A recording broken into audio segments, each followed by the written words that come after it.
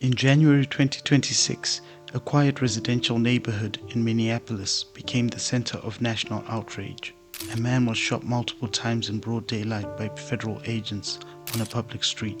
What witnesses at the scene captured on their phones would spark protests across the United States. The murder ignited debates about the use of excessive force in policing and immigration enforcement, and it also raised difficult questions about accountability for law enforcement officials. The man who lost his life that morning was 37-year-old nurse Alex Pretti. Today we unpack what happened that day and the events that followed, because the case would go on to become one of the most controversial law enforcement shootings in recent American history. Before we get into today's case, please allow me to do some housekeeping. If this is your first time here, thank you for joining us. To those returning, welcome back, and thanks for subscribing, liking, and commenting on my videos. It really helps the channel out a lot. As a one-man team at True Crime Hotspot, I choose the cases that I work on myself, depending on what stirs my interest. But this is where you come in as the True Crime Hotspot community. By sharing which cases you would like me to cover, I can deep dive into the cases that you're interested in. Thanks to Shirley, who reached out on my Instagram page at true_crime_hotspot and suggested the case of Luigi Mangione, which we'll be covering next on our American Case playlist. Now, with housekeeping out of the way, let's get into it. Hello, and thank you for joining us today.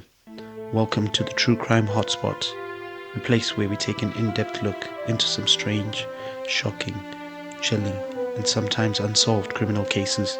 Please like, subscribe, and share for regular uploads of cases from all over the world.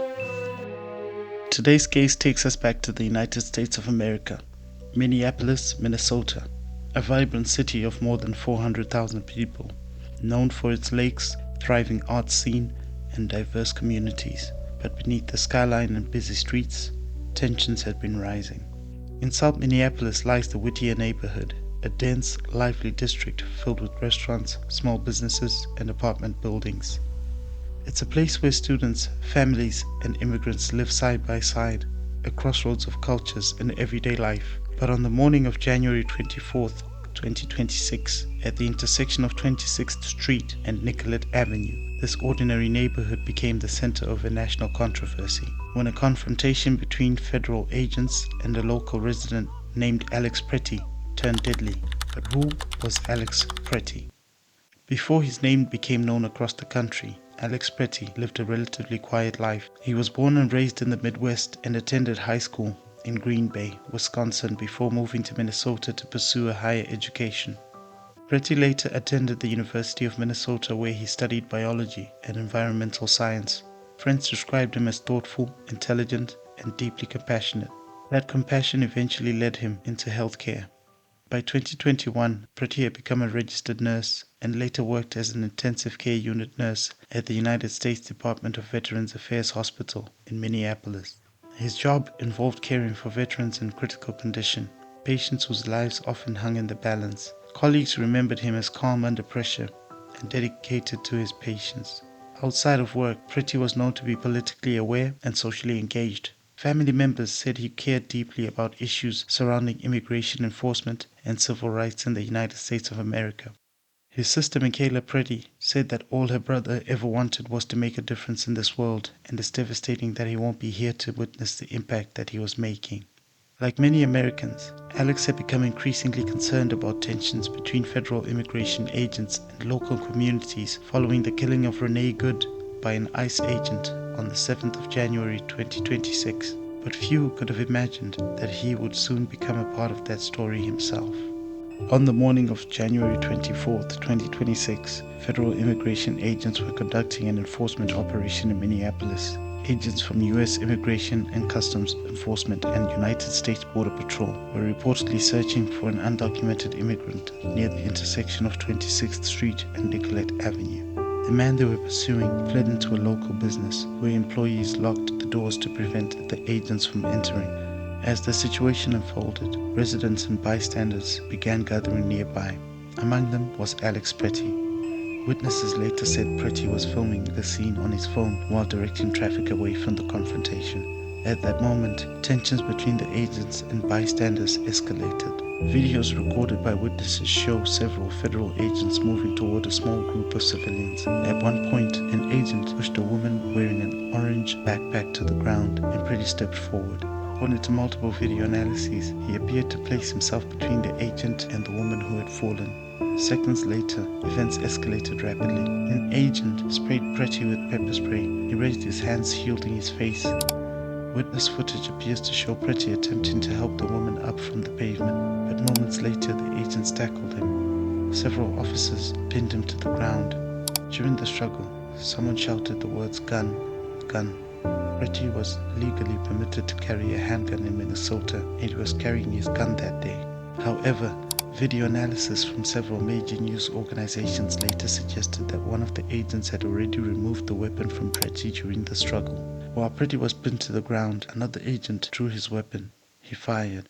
Within just a few seconds, 2 agents had discharged a total of 10 rounds. The shot struck Pretti multiple times as he lay on the pavement. Emergency services arrived shortly afterward, but it was too late. At the hospital, Pretti was pronounced dead. In the immediate aftermath, the Department of Homeland Security released a statement. Officials said agents believed Pretti posed a threat and claimed that he had approached them with a firearm. According to federal authorities, the shooting occurred in self-defense, but the videos circulating online raised serious questions. Frame-by-frame analysis by several news outlets appeared to show Pretti holding a phone, not a weapon, in the moments before he was tackled. Other footage suggested his gun had already been removed before the first shot was fired. The conflicting narratives fueled a growing national controversy. Within hours of the shooting, anger erupted in Minneapolis. More than 100 people gathered near the site where Pretti had been killed. Protesters shouted at federal agents and demanded answers. Federal officers responded with tear gas and stun grenades as tensions escalated. 2 protesters were arrested during clashes near the police tape. News of the shooting quickly spread through social media networks and activist groups. By the following days, demonstrations had spread far beyond Minnesota. Protests were reported in cities including Seattle, Los Angeles, Boston, and San Francisco. Thousands gathered in New York City, and the mayor of New York had this to say about the killing of Alex Pretti. I speak of Renee Good, whose final words to the man who murdered her moments later were, "I'm not mad at you." I speak of Alex Pretti, who died as he lived, caring for the stranger. Here was a man who held the hand of the afraid and the afflicted in their final moments. Here was a man who dedicated his life to healing those he had never met. ICE shot him 10 times because he did something they could never fathom doing themselves. He extended his arm towards a stranger, not to push her down, but to help her up. The death of Alex Pretti had become a national flashpoint. Backlash went beyond street demonstrations.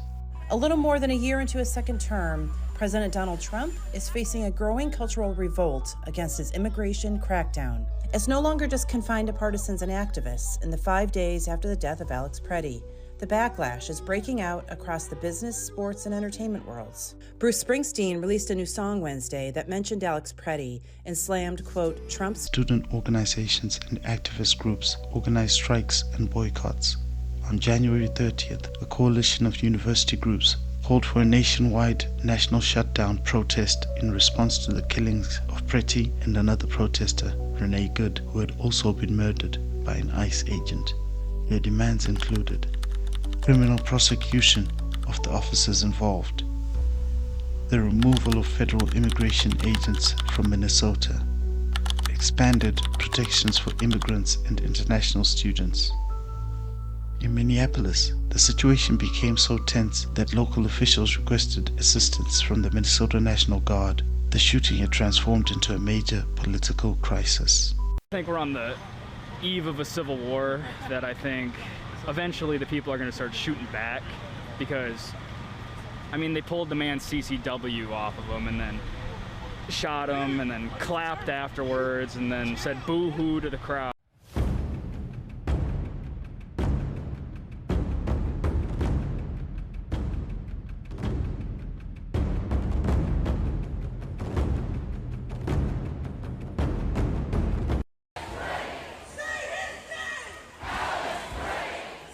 You're good, buddy.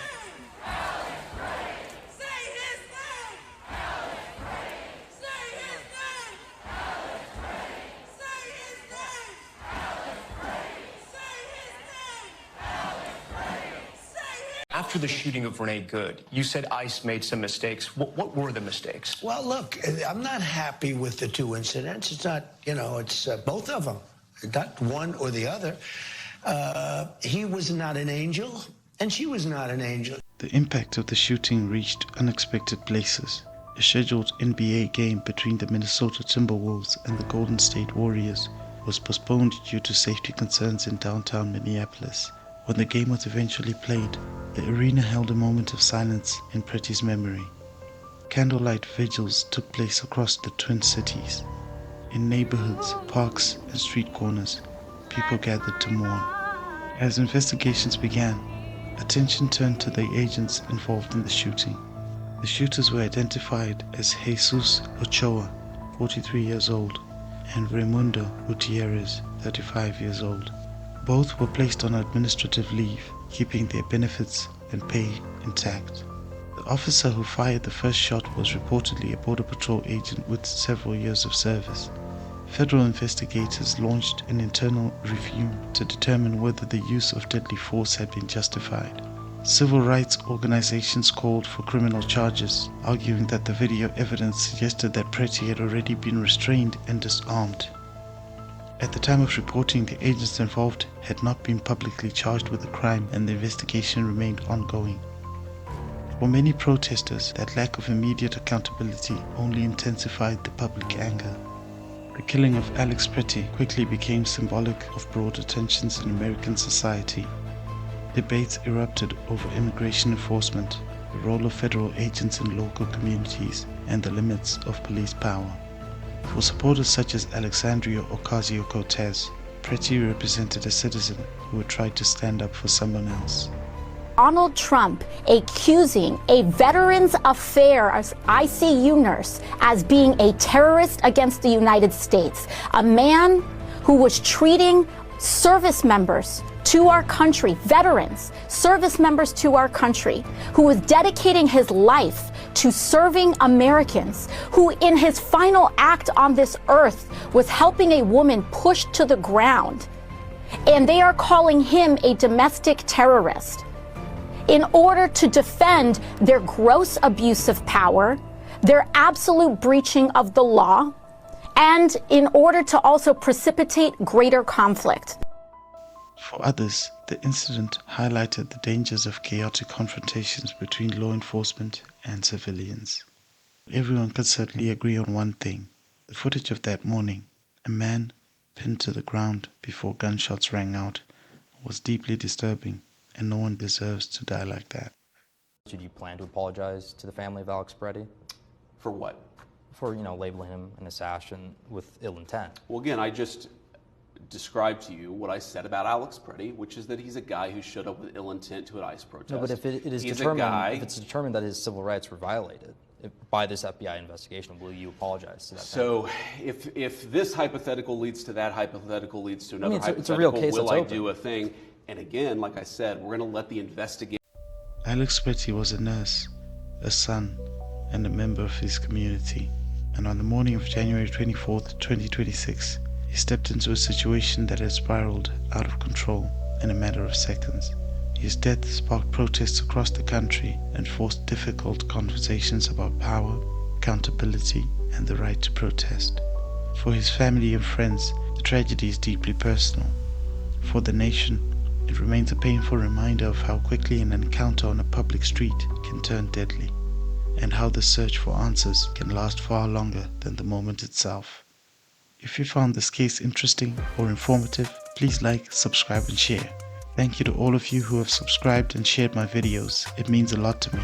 For more deep dives into complex, controversial criminal cases, please consider clicking onto the bell icon so you can be notified when we upload new videos every Sunday to the True Crime Hotspot.